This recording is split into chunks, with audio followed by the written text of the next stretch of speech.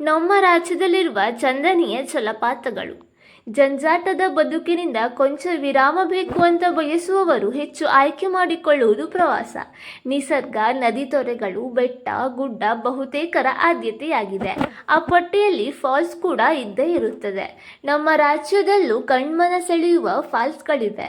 ಅಬ್ಬಿ ಜಲಪಾತ, ಕೊಡಗು ಕರುನಾಡಿನ ಕಾಶ್ಮೀರ, ಪ್ರವಾಸಿಗರ ಸ್ವರ್ಗ. ಈ ಜಿಲ್ಲೆಯಲ್ಲಿ ಹಲವು ಪ್ರವಾಸಿ ತಾಣಗಳಿವೆ.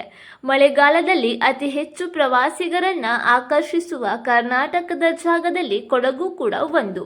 ಈ ಜಿಲ್ಲೆಯ ಚೆಂದದ ತಾಣವೇ ಅಬ್ಬಿ ಜಲಪಾತ. ಇದು ಒಂದು ಅದ್ಭುತವಾದ ಜಲಪಾತ. ಕಾವೇರಿ ನದಿಯ 20 ಅಡಿ ಎತ್ತರದಿಂದ ಬಂಡೆಯ ಮೇಲೆ ಧುಮುಕುತ್ತದೆ. ಕೊಡಗು ಜಿಲ್ಲೆಯ ಜೋಡುಪಾಲ ಗ್ರಾಮದಲ್ಲಿದೆ. ಮಡಿಕೇರಿ ಪಟ್ಟಣದಿಂದ ಕೇವಲ 7 ರಿಂದ 8 ಕಿಲೋಮೀಟರ್ ದೂರದಲ್ಲಿದೆ. ಮಡಿಕೇರಿಯ ನಾಯಕನ ಮಗಳು ಜೆಸ್ಸಿಯ ನೆನಪಿಗಾಗಿ ಬ್ರಿಟಿಷರು ಇದಕ್ಕೆ ಜೆಸ್ಸಿ ಜಲಪಾತ ಎಂದು ಹೆಸರಿಟ್ಟರು. ಸಿರಿಮನೆ ಫಾಲ್ಸ್ ಶೃಂಗೇರಿಯ ಸಮೀಪದ ಕಿಗ್ಗಾದಿಂದ 5 ಕಿಲೋಮೀಟರ್ ದೂರದಲ್ಲಿದೆ. ಒಂದು ಪ್ರವಾಸಿ ತಾಣ. ಪಶ್ಚಿಮ ಘಟ್ಟದ ಅರಣ್ಯದಲ್ಲಿರುವ ಜನಪ್ರಿಯ ಜಲಪಾತವಾಗಿದೆ. ಬೆಂಗಳೂರಿನಿಂದ 300 ಕಿಲೋಮೀಟರ್ ಮತ್ತು ಕಿಗ್ಗಾದಿಂದ 5 ಕಿಲೋಮೀಟರ್ ದೂರದಲ್ಲಿದೆ. ಶೃಂಗೇರಿ ದೇವಾಲಯ, ಹೊರನಾಡು, ಆಗುಂಬೆ ಮತ್ತು ಇತರ ಸ್ಥಳದೊಂದಿಗೆ ಭೇಟಿ ನೀಡಲು ಸೂಕ್ತವಾಗಿದೆ. ಇದು 40 ಅಡಿ ಎತ್ತರದಲ್ಲಿದೆ. ಸಾತೋಡಿ ಫಾಲ್ಸ್. ಸಾತೋಡಿ ಜಲಪಾತ ಉತ್ತರ ಕನ್ನಡ ಜಿಲ್ಲೆಯ ಯಲ್ಲಾಪುರ ತಾಲೂಕಿನಲ್ಲಿರುವ ಒಂದು ಜಲಪಾತ. ಇದು ಸಿರ್ಸಿಯಿಂದ 72 ಕಿಲೋಮೀಟರ್ ದೂರದಲ್ಲಿದೆ. ಈ ಜಲಪಾತವು ದಟ್ಟ ಕಾನನದ ನಡುವೆ ಸೇರಿಕೊಂಡಿದೆ. ಜೋಗ ಅಥವಾ ಗೇರುಸೊಪ್ಪಿನ ಜಲಪಾತ ಪ್ರಪಂಚದ ಪ್ರಸಿದ್ಧ ಜಲಪಾತಗಳಲ್ಲೊಂದು. ಇದು ಶಿವಮೊಗ್ಗ ಜಿಲ್ಲೆಯ ಸಾಗರ ತಾಲೂಕಿನಲ್ಲಿದೆ. ಒಂದು ಪ್ರಮುಖ ಪ್ರಸಿದ್ಧಿ ತಾಣವಾಗಿದೆ.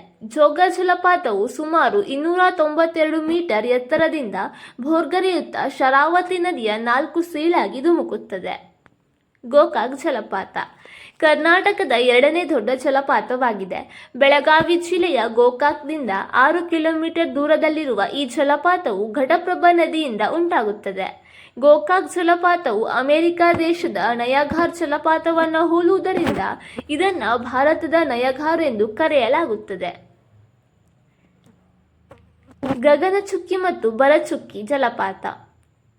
ಗಗನಚುಕ್ಕಿ ಮತ್ತು ಭರಚುಕ್ಕಿಗೆ ಭೇಟಿ ನೀಡಲು ಅತ್ಯುತ್ತಮವಾದ ಸಮಯವೆಂದರೆ ಅದು ಜೂನ್ ತಿಂಗಳಿನಿಂದ ಸೆಪ್ಟೆಂಬರ್ ತಿಂಗಳ ನಡುವೆ. ಗಗನಚುಕ್ಕಿಯು ದೊಡ್ಡ ಬಂಡೆಗಳ ಮೂಲಕ ಹಾಲಿನ ನೊರೆಯಂತೆ ಸುಮಾರು 90 ಮೀಟರ್ ಎತ್ತರದಿಂದ ಧುಮುಕುತ್ತದೆ.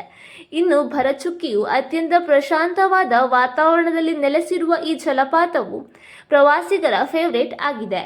ಒಟ್ಟಾರೆ ಶಿವನ ಸಮುದ್ರ ಜಲಪಾತವು ಕಾವೇರಿ ನದಿ ನೀರಾಗಿದ್ದು ಜಲಪಾತವನ್ನು ರೂಪಿಸಲು ಹರಿದು ಹೋಗುತ್ತದೆ. ಈ ಮಾಹಿತಿ ಇಷ್ಟವಾದಲ್ಲಿ ವಿಡಿಯೋವನ್ನು ಲೈಕ್ ಮಾಡಿ ಮತ್ತು ಶೇರ್ ಮಾಡಿ. ಇನ್ನೂ ಹೆಚ್ಚಿನ ಮಾಹಿತಿಗಾಗಿ ನಮ್ಮ ಕನ್ನಡ ಟ್ರಾವೆಲ್ ವಾಹಿನಿಯ ಚಂದಾದಾರರಾಗಿ.